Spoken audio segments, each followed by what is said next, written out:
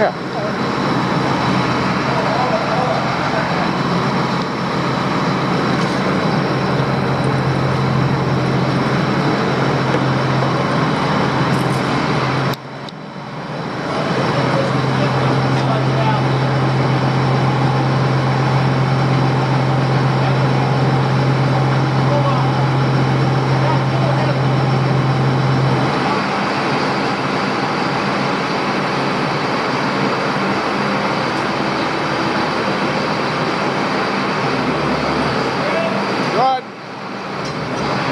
You're good. So I saw you pass me. Why didn't I see you? The tractor with the wagon of hay on it. On 202, heading down. Okay, was I in at the restaurant there parked, or was You were on the 2-lane highway. I was on the far side. You were passing me with the tractor and stack wagon. Did you have a loader or were you empty? I was with the loader. That's the old one. It'll go on straight.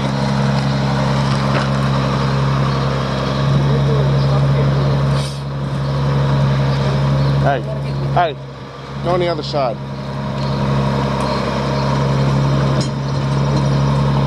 I'd say that's a little too high. We ain't got the hitch all the way down. Well, I know that, but the trailer end's too high. Once you get some weight on it, it'll be low.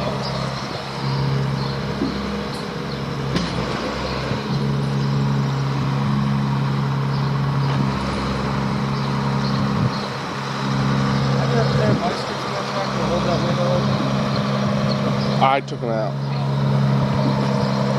Because I didn't really know what they were used for, but I'll have to go down the nap and get a set. We don't need any more. No, I mean the shock absorbers. Oh, yeah.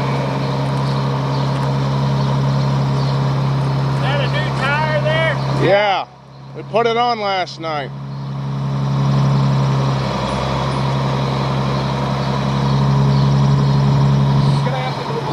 That way now.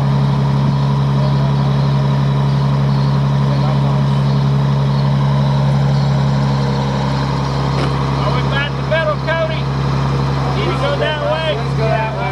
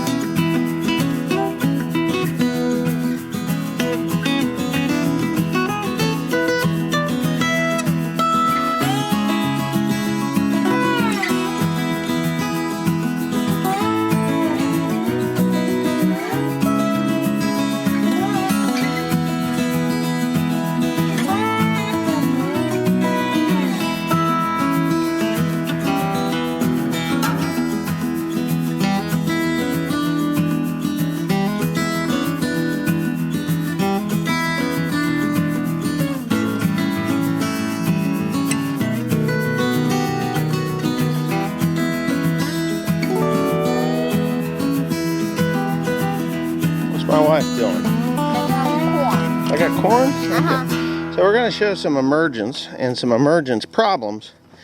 After this corn was planted, it got cold. Like, how cold? Cold. Cold, cold. So that's one thing corn doesn't like, is cold. Cold, cold. Like Teresa says, cold, cold, cold. So you can look down the row. I don't know, I think you can see it pretty good. And what you'll see here, like this row here, I think it was a little, I don't know why it would have been a little bit deeper, but it looks like it was a little deeper. And what you'll have is these emergence problems. Not that it's problems, it just needs a little bit of rain to bring it up because the ground is hard. So I'm going to show you. That's up. Spacing is good too. This guy here is coming up. This guy here found a crack. It's coming up. But then when you get here, there should be one here someplace, unless there's a skip or a dud. And I've had some. Oh, there it is. No, that's not it. That's a weed, isn't it? What is that? Is that a weed or is that corn? The hell is that? That corn? What is that? I don't know what the hell that is. Looks like a weed. Might have been corn. So, here's this one. The problem is, it's stuck under there because it's so cold. Now, it will come up. See how this one's coming out sideways? And there should be one here. I don't know. I'm not having good luck. Oh, there it is. It's just hanging out under there. Now, what'll happen is they'll get stuck under there. And then they'll do a thing called an accordion, and that definitely is the corn right there. I just broke it off. It'll accordion underneath the ground, and then that's pretty much dead. At least it used to be when I was growing corn regularly. Why can't I find that little sucker? Well, it's not a skip. I can't imagine there's a skip there. But we can do it here too. So here's this guy. I just want to show you an accordion corn. I'm going to show Teresa the What do you call it? Accordion. What's accordion? You know what an accordion is, right? No. It's an instrument, a musical instrument, right? Yeah, I know. I was joking. So, anyway, there it is. See it? Yeah. Dead? No, it's not dead. It's accordioned. It got stuck under there. See that? It got stuck under there whether there was a rock and then hard, crusty ground. Now, a lot of people will come through with a rotary hoe or whatnot. And in my experience, people that rotary hoe, that's called panic. They'll panic. They'll be like, oh my God, I gotta get this stuff to emerge. It's stuck under there, it's accordioned. Now, not all corn will come up after it's been accordioned like that. But if you get rain and it softens the soil, it will come up. It will come up. It's going to take a little longer, but it will come up. But years ago, once it accordioned, it was pretty much a death sentence to the corn, and that was it. A death sentence. No, seriously, it was a death sentence. Oh, beautiful. Yeah, it's pretty nice. The ones that came up are spaced good. I'm looking at the spacing, and I'm pretty pleased of the spacing. Tomorrow, it should be about 95% up. If we get rain, it'll be up 100%. Everything that'll come up. Everything that's gonna come up will be up. I'm not stepping on anything. Even if I did, what's it gonna do? Kill one? Oh. You know? Yeah. So even where you run it over with the tractor, this gets a little bit funky, but it's there. See? Right there. And then this one here, it's there, and it's there. I mean, it can take an abuse. It really can be abused, and it'll come up, but anyway. So that's the corn. It's coming through. We had it at 2.5 inches deep, but the cold is what really got it stuck under there. Teresa's trying to avoid stepping on them. I don't really care too much. I've done this long enough that you can step on them, they'll come back up. You're not stepping on the corn. Yeah, but there it is on the corner. Right, Teresa? Yeah. So anyway, I got to move my truck because I think I'm going to go get another load of hay with the R model. The R model. Huh? Yeah, it's just dropping. Do you know where my phone is? I don't know where your phone is. Me neither. It's a problem. Here, take this cup. I gotta go pick up your pizza. Oh, you got me a pizza? Yeah. Cool. Alright, see you later. See you home. Love you. Ah, I kissed your butt. No, I didn't kiss her butt. Yep, there's the phone. Telefono. Tomorrow's Friday. I better shut this off. He's dying. So anyway, this is the last load. My last load headed to North Carolina. Cody's tractor and Baler have to go down yet. They are not here. I would show them, but it's got to get going. So we're probably gonna, what did you say, a week, 2 weeks, 1 week, 2 weeks before they say? I can't imagine. But last year we were down there on the 23rd, and it was about 1 week before they started cutting. Oh yeah. Yeah. That's easy. A lot better than the one in my trailer. Yeah, well, that one's bent. That happens. Mine's bent too. That's what happens when you put like a John Deere 850 on.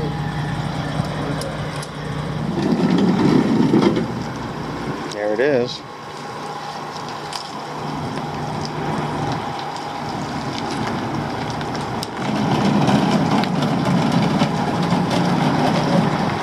So that's going to run the Baler this year at 8120 instead of the 7530. It's just a lot heavier of a tractor, and it'll run it better, more better. I trust it because it's a longer frame tractor. Ooh, that was close. Made me worry. I thought he was going to catch that guy wire with that axle. That would have sucked. But he's doing all right.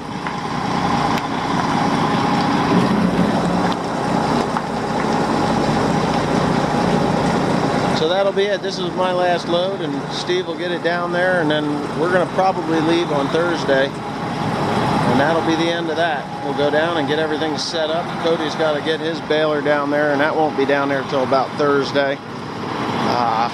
Everybody, hi! Yeah, there he goes, mud flaps, Ray. All right, ISX Cummins 565. Check him out on YouTube. If you want something hauled, he's your man. He's doing a good job. He's fully insured as well. That's why I use him. There's a lot of yahoos out there that don't have load insurance, and they just run and, you know, pray that they don't get into a wreck and destroy your equipment. But when they do, if you get tired and flop it over on its side, they don't have insurance and you're screwed. But Steve here, he's got everything that's needed to do the job, and that's great. Make sure he gets around that corner okay. That's a tough corner. It'll put you right in that ditch if you're not careful, but that spread axle will do just fine. Alrighty. See you later. Bye-bye. That's his brother-in-law's tractor or trailer, so. Man, that license plate light is bright. Woo! Off he goes. So my wife says I'm a typical guy. Anyways, on the bicycle deal, yeah, there's a lot of bicyclers around here, and I just get sick and tired of being behind them. And I'm sure there's a lot of people out there that just, and I've read some of the comments how, oh, you're a hypocrite because, you know, that's how people feel when they get behind a tractor. Well, when you get behind a tractor, a farm tractor, we're actually doing something. We're moving from field to field to provide food, cheap food, for idiots and other people that don't appreciate us, like the commenters in the comments section. As far as a bicycler is concerned, they're going nowhere. They're just out there enjoying the scenery, which is fine, and you know, but they do have an attitude. I've met many a cyclist. One time I was sitting along the edge of a field road, and I kind of cheered them on because there was a group of them, and the first guy yelled something, and the next, this is what they were doing to me. So I lost all respect for cyclists at that point. But there's only one cyclist that I would even want to be behind, and I will give you her picture right now.